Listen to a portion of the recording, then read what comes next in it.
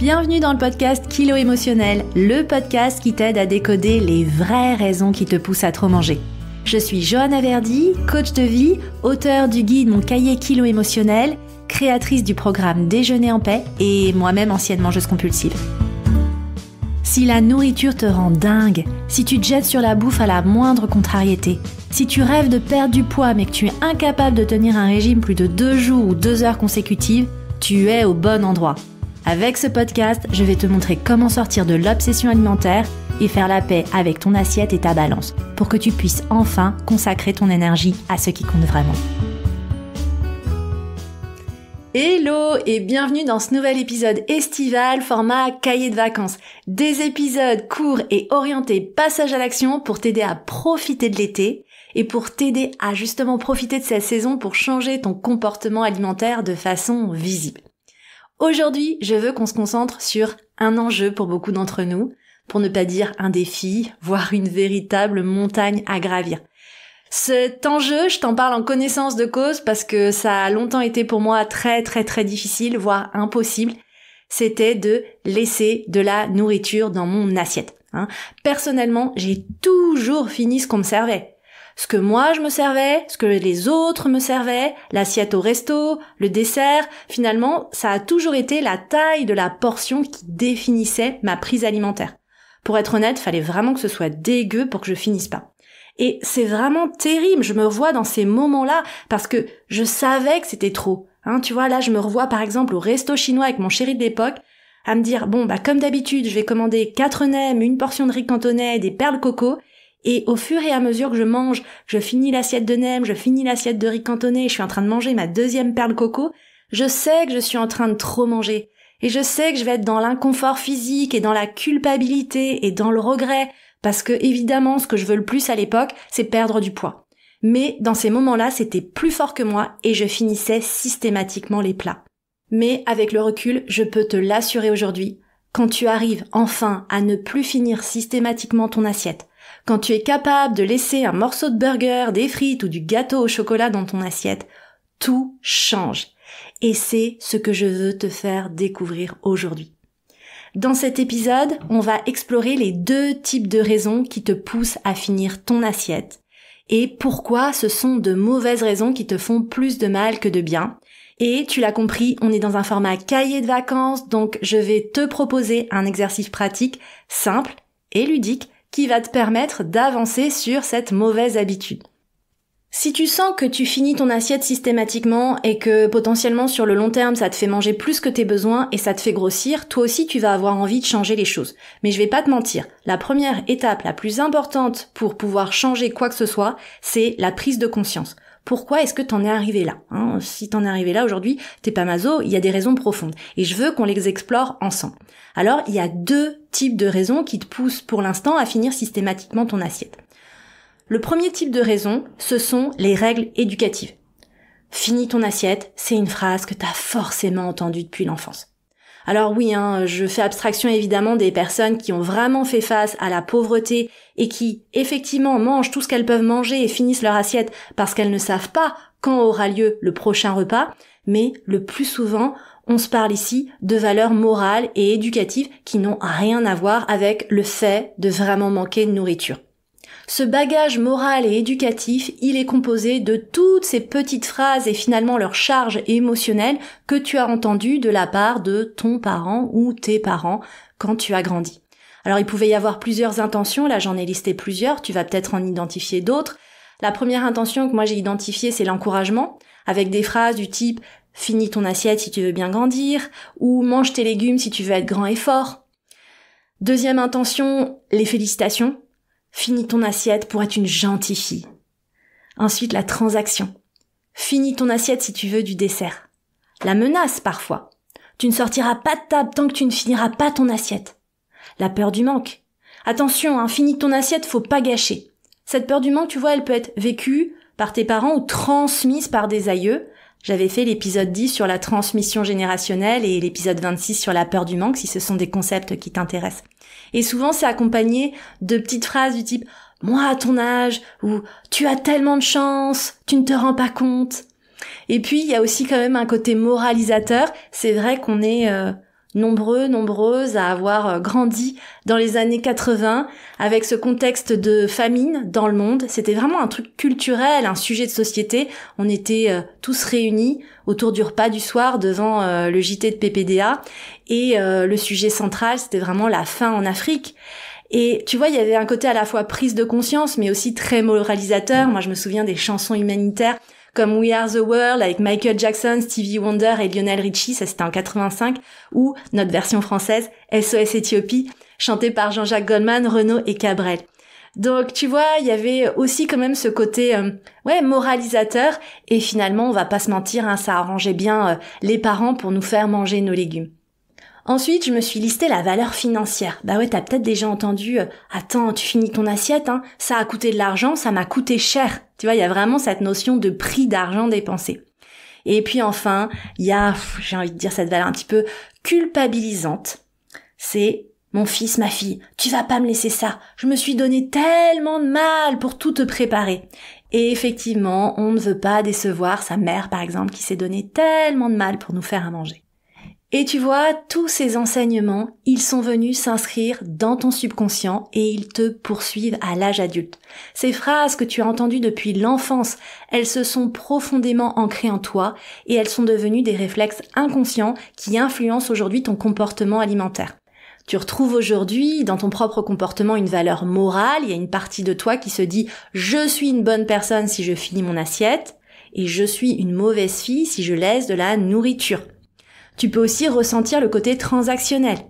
Je dois finir mes légumes pour avoir de la mousse au chocolat, comme si je devais d'abord manger une catégorie d'aliments pour avoir le droit d'accéder à un autre type d'aliment. Et peut s'exprimer aussi en toi la peur du manque aujourd'hui. Si je ne mange pas maintenant, il n'y aura peut-être pas de nourriture après. Donc je dois manger pour maintenant et pour demain au cas où. Et ensuite, au-delà de ces phrases que tu as entendues depuis l'enfance, le deuxième type de raison qui explique qu'aujourd'hui tu finis systématiquement ton assiette, c'est ce qu'on appelle le fruit de la restriction cognitive. C'est-à-dire qu'aujourd'hui, tu finis probablement ton assiette parce que ce que tu manges, c'est un truc bon. Tu te l'interdis d'habitude et tu ne sais pas quand tu en auras de nouveau. Et ça va s'appliquer par exemple à tous les plats sympas, tous ces repas qu'on appelle plaisir. Par exemple, la raclette avec les copains, le barbecue, merguez chipot, le gâteau au chocolat chez les amis ou le dessert au resto.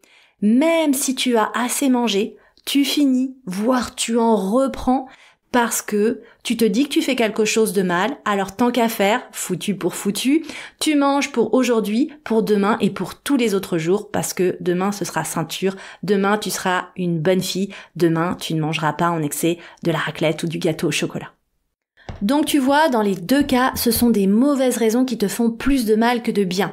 Déjà parce que finir ton assiette, ça t'éloigne de tes sensations alimentaires de faim et de satiété.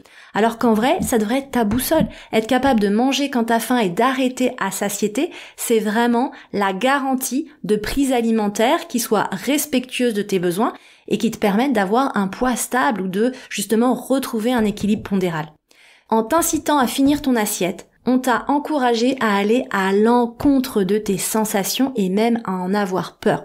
Et je sais que certaines d'entre vous me disent « moi je finis mon assiette parce que j'ai peur d'avoir faim plus tard ».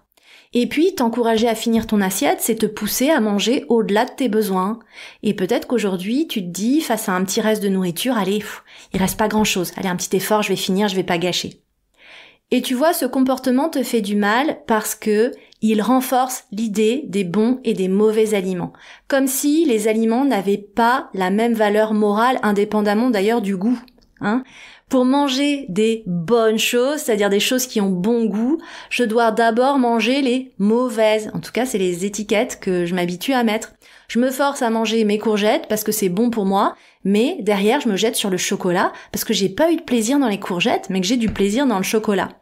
Et tu vois, on a vraiment comme ça instillé en nous l'idée que certains aliments, notamment les desserts, se méritent à coups de légumes. Donc je dois manger mes légumes si je veux mériter le dessert. Et ça contribue vraiment à ancrer la diabolisation et l'interdit au fur et à mesure des expériences, c'est ce qu'on appelle le biais de confirmation. Je me convainc que face aux aliments doudous, je suis faible et je ne sais pas me contrôler, donc je dois les éviter.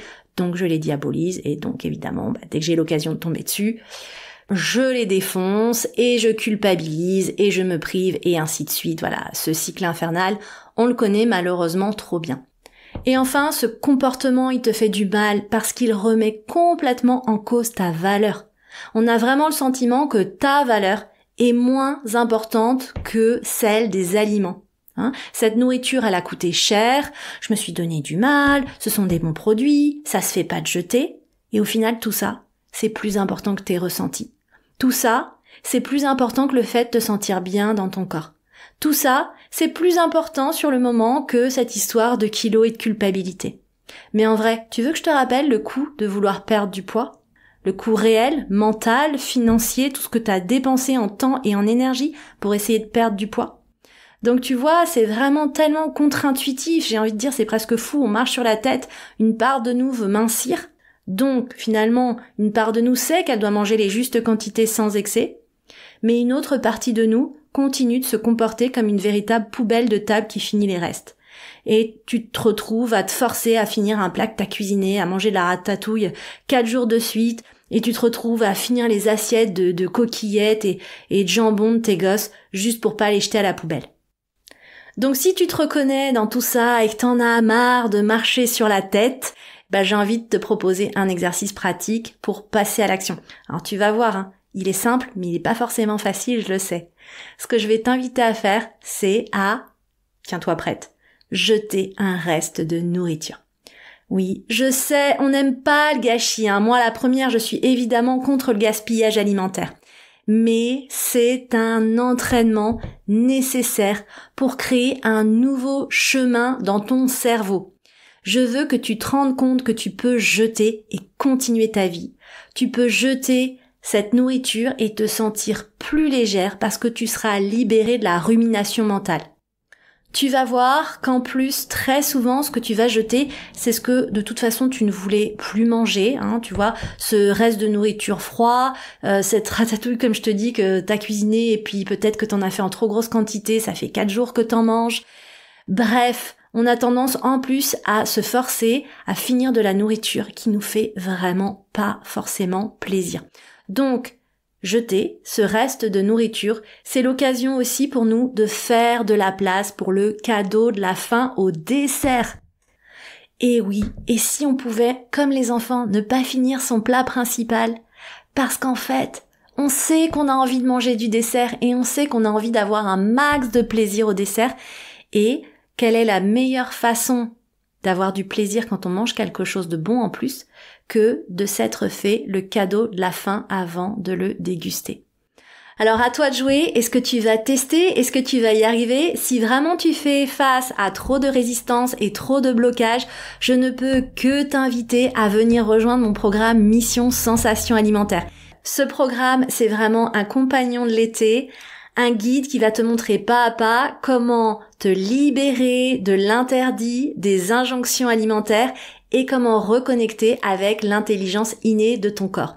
Et en plus, tu ne fais pas le programme seul, puisque tu vas rejoindre la team MSA, plus de 250 participantes au programme qui sont aussi très actives sur notre chat d'entraide. On a un chat Telegram qui te permet à tout moment de célébrer tes victoires, de poser tes questions et de venir soumettre tes difficultés pour toujours trouver de l'aide 24 heures sur 24 et 7 jours sur 7. Je te mettrai évidemment le lien utile du programme dans la légende de cet épisode. J'espère que cet épisode estival t'a aidé. Si tu aimes le podcast, continue de le soutenir avec des étoiles, des commentaires, des cœurs sur ta plateforme d'écoute préférée.